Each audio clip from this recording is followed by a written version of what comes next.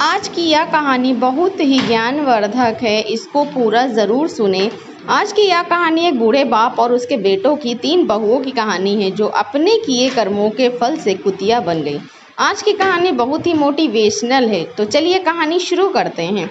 एक पहाड़गंज नाम के गांव में एक बूढ़ा किसान रहता था। उसके 3 बेटे थे। जब वह तीनों जवान हुए, उसने नज़दीक के शहर में तीनों की शादी कर दी। बूढ़ा किसान बहुत आस्तिक था और हर दिन पूजा पाठ में लगा रहता था। वह सुबह उठकर हर रोज़ गंगा में स्नान करने जाता और गंगा की पूजा करता था। कार्तिक महीने में वह विशेष रूप से स्नान और पूजा करता था। इस दौरान वह माखन मिश्री, दही मिश्री और तुलसी के पत्तों का भोग भगवान को चढ़ाता था और प्रसाद सभी को बांटता था। गांव के लोग उसकी पूजा पाठ से उसकी बहुत इज्जत करते थे। बूढ़े किसान का यह नियम था कि वह कार्तिक महीने के हर दिन गंगा स्नान और पूजा करे। कार्तिक पूर्णिमा के दिन वह विशेष रूप से गंगा स्नान के लिए जाता और भोग बनाकर भगवान को चढ़ाता।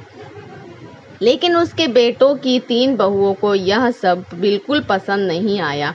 वे अक्सर उसकी आस्था का मजाक उड़ाती और प्रसाद खाने से मना कर देती। वे कहती, इसमें तुलसी के पत्ते हैं, हम ये नहीं खा सकते, ये सब दिखावा है। यह सुनकर बूढ़ा किसान बहुत दुखी होता, लेकिन वह चुपचाप अपनी पूजा करता रहता। किसान की पत्नी का कुछ समय पहले ही स्वर्गवास हो चुका था, इसलिए वह अब अकेला था। उसके बेटे भी अपनी पत्नियों के कहने में आकर उससे दूर हो गए थे। अब वह सिर्फ अपने पूजा पाठ में ही मन लगाता और पड़ोसियों में बांटता प्रसाद।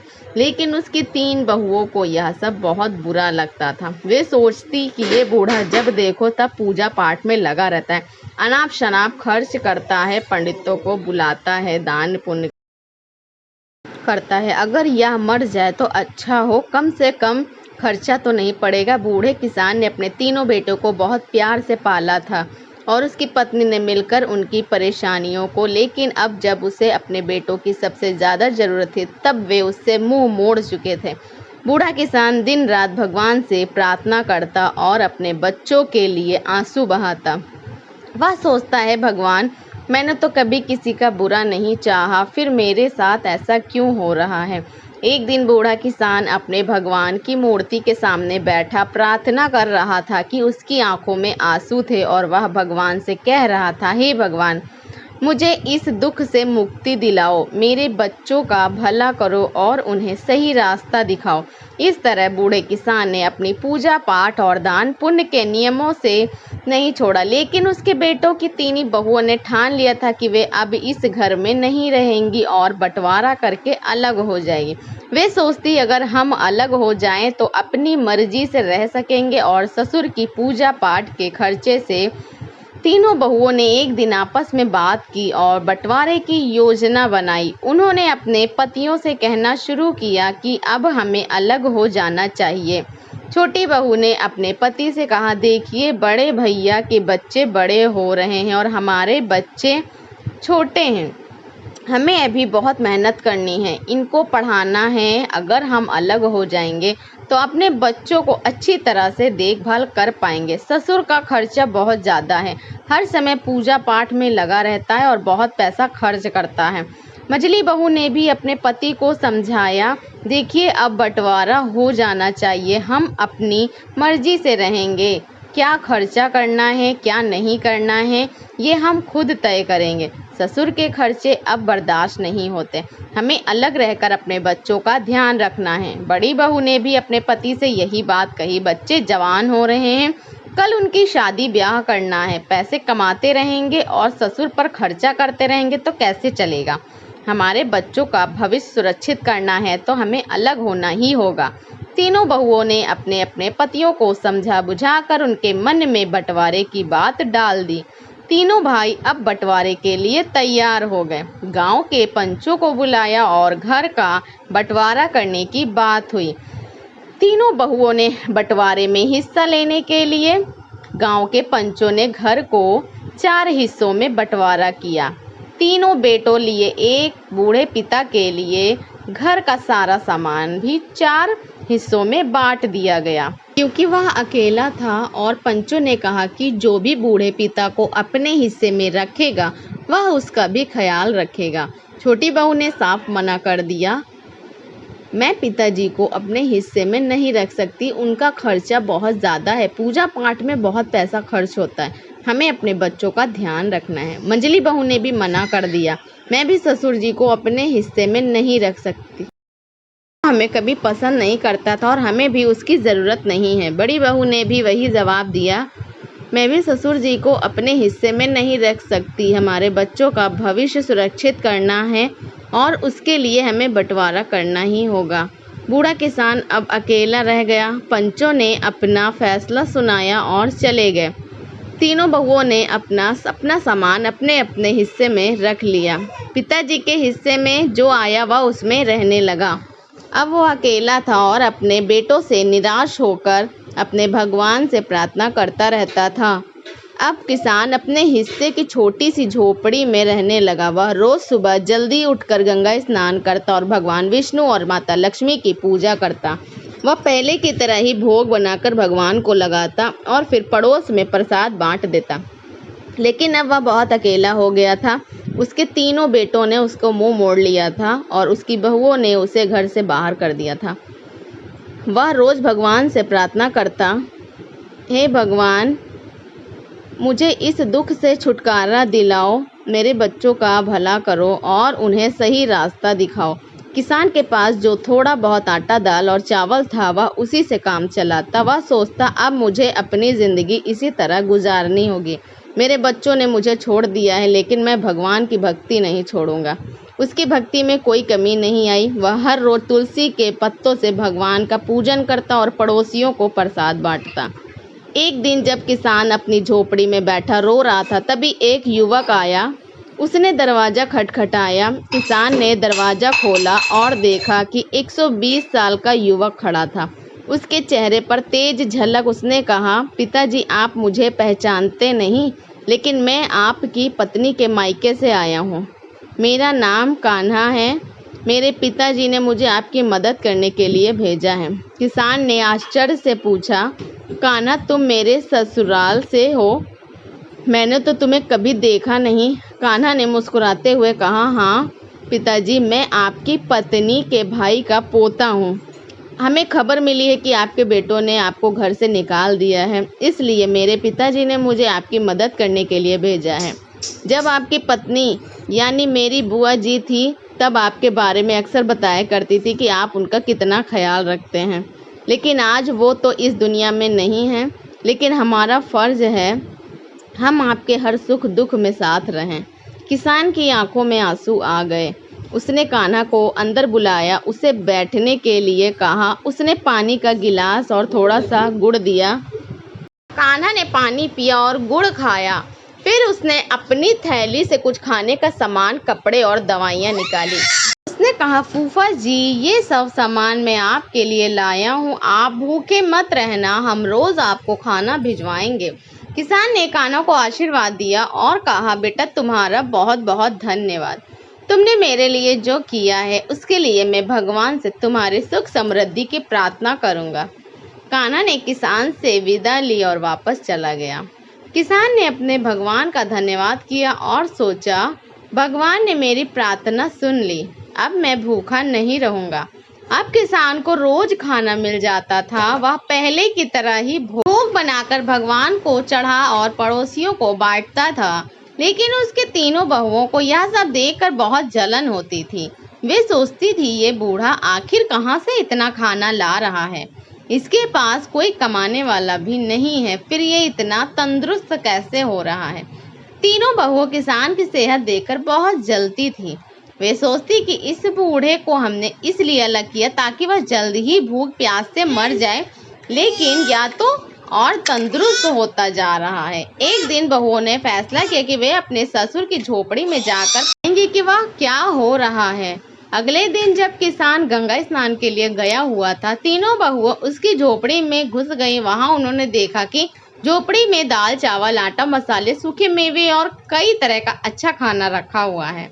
बहुएं हैरान रह गईं। वे आपस में बातें करने लगी। यह बूढ़ा इतना चालाक निकला, हमें लगता था कि यह भूखा प्यासा मर रहा है, लेकिन यहाँ तो हर चीज का भंडार है। बड़ी बहू ने कहा, इसने जरूर हमारे घर से चोरी करके यह सब जमा किया है। हम काम में लगी रहती थी और यह चोरी चोरी अपना घर भरता रहा।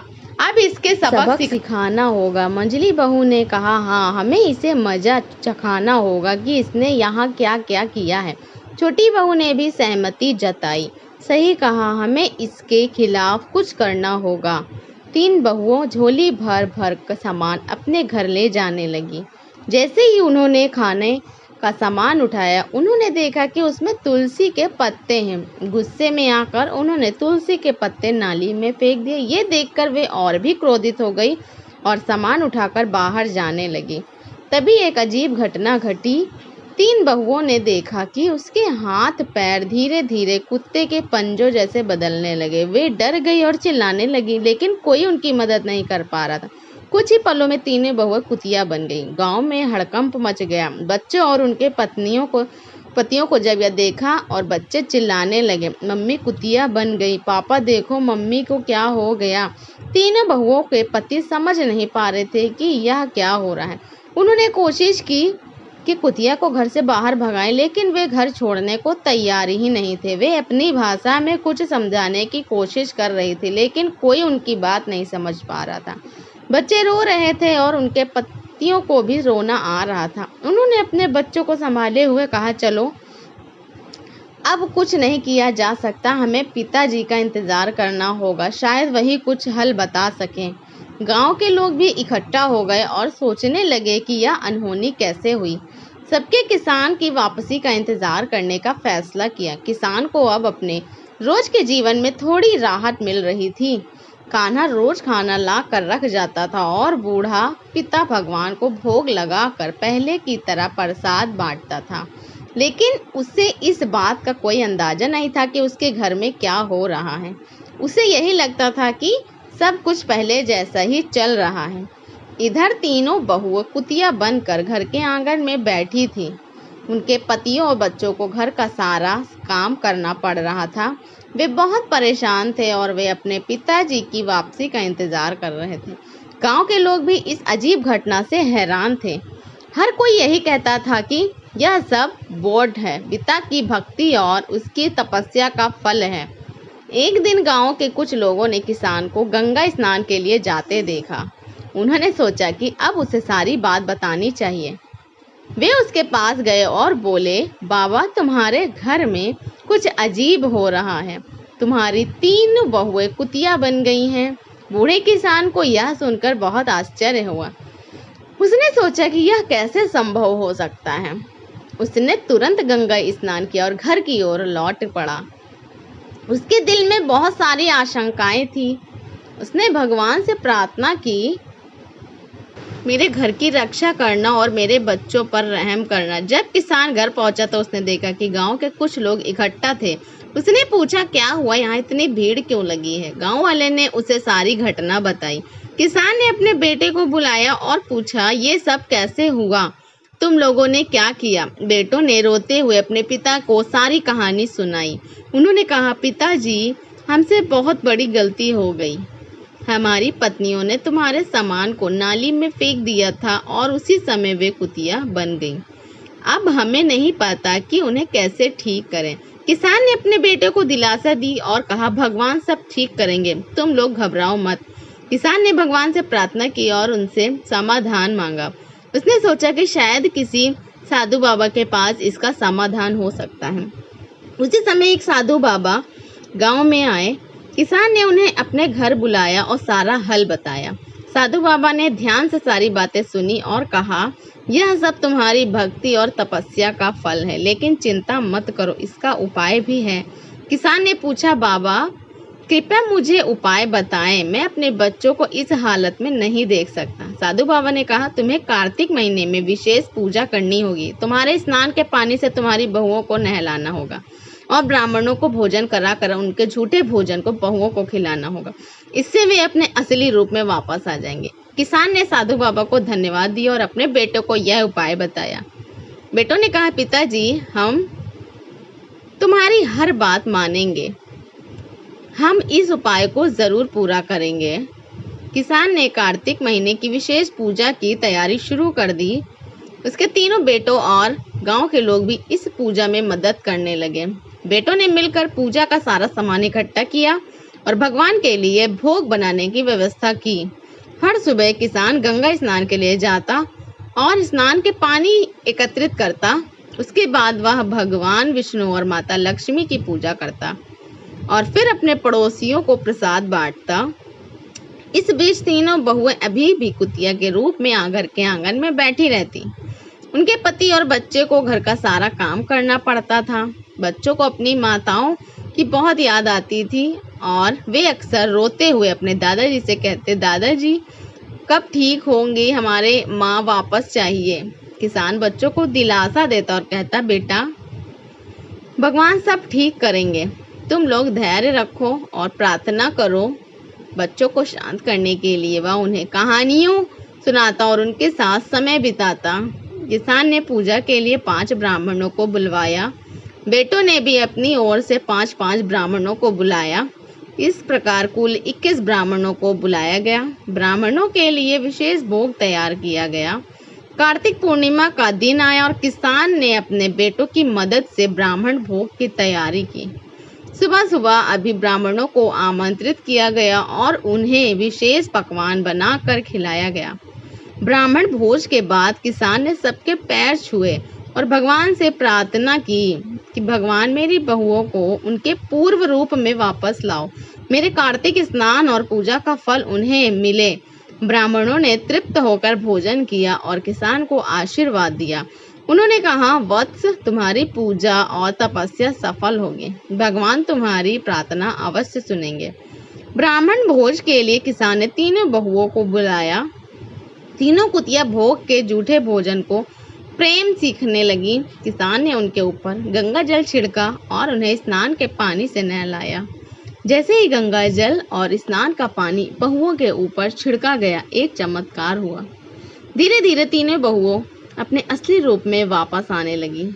उनके चेहरे पर पश्चाताप के आंसू थे और वे अपने ससुर के पैरों में गिरकर रोने लगी। तीनों बहुओं कहने लगी, पिताजी हमें माफ कर दो, हमने तुम्हारे साथ बहुत बुरा किया, हमें हमारे कर्मों की सजा मिल गई। अब हम तुम्हें कभी कोई कष्ट नहीं देंगे और हमेशा तुम्हारी सेवा करेंगे। किसान ने उन्हें गले लगाया और कहा, बेटा भगवान ने तुम्हें माफ कर दिया है। अब तुम लोग सच्चे दिल से भगवान की भक्ति करो और अपने कर्मों को सुधारो। 3 बहुओं ने अपने ससुर से वादा किया कि वे अब हर साल कार्तिक स्नान और पूजा करेंगी और वे कभी भी अपने ससुर का अपमान नहीं करेंगी। इस तरह पूरे परिवार ने मिलकर भगवान की पूजा की और प्रसाद बांटा। 3 बहुओं के अपने असली रूप में वापस आने के बाद घर में एक नई ऊर्जा और शांति का माहौल बन गया। बूढ़े किसान की भक्ति और तपस्या ने पूरे परिवार को एक नया जीवन दिया था। अब उसे मिलकर भगवान की पूजा करते और कार्तिक स्नान की महिमा को समझते थे। किसान ने अपने बेटे और बहुओं को सिखाया कि भक्ति और सेवा का महत्व क्या होता है। उसने कहा, देखो बेटा, भगवान की पूजा और सेवा से हमें सच्चा सुख और शांति मिलती है। हमें हमेशा सच्चे दिल से भक्ति करनी चाहिए और दूसरों की मदद करनी चाहिए।